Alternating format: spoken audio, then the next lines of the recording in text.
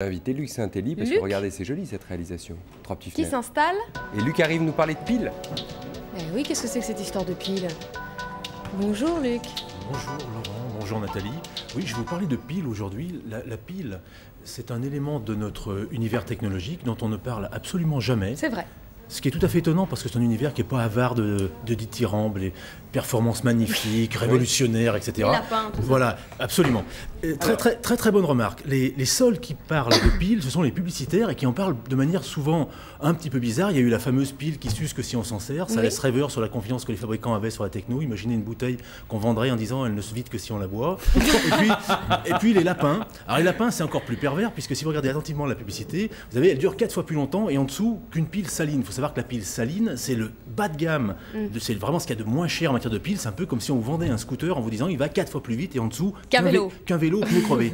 Et c'est dommage. Et c'est dommage parce que pendant ce temps-là, les fabricants travaillent, la recherche avance. Je vous ai amené donc un certain nombre d'exemples de ce qui se fait aujourd'hui. On va en voir le premier. Le premier, c'est cette pile-là, qui est une pile au lithium.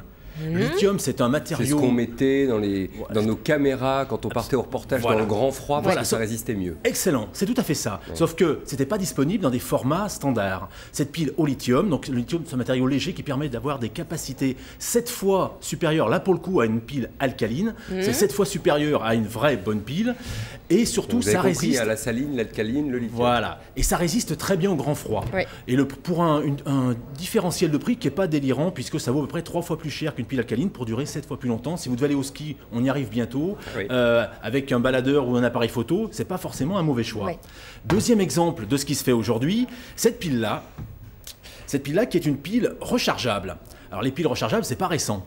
Les piles rechargeables, vous connaissez. Sauf que les piles rechargeables, ça a un inconvénient majeur qui est...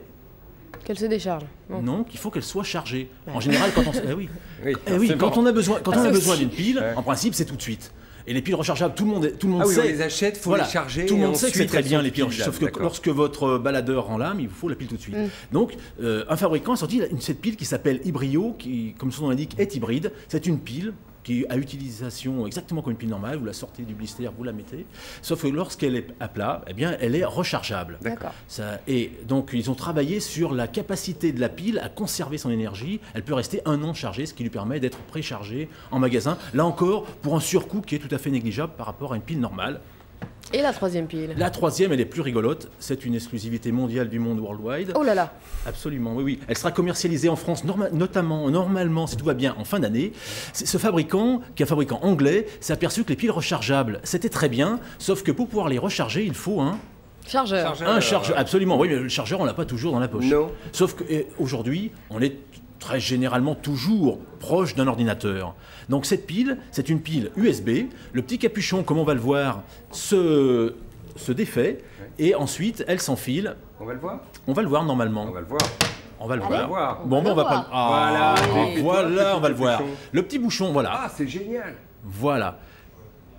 Et ça, on le met dans la prise. Et c'est donc la première pile USB, mesdames, messieurs. Souvenez-vous, je vous avais ramené il y a des mois de ça tout un tas de petits gadgets qui étaient fixés sur des ports USB. Parce que les ports USB sont alimentés. Bah donc regardez, vous mettez votre pile dans le port USB, comme on le voit. Ça, c'est génial. Et elle va se recharger comme ça. Ça vous permet d'avoir en permanence une pile chargée sans avoir de chargeur sous la main.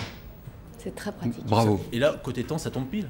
C'est ça. Ouais. Vous êtes parfait. Bravo, vous êtes parfait.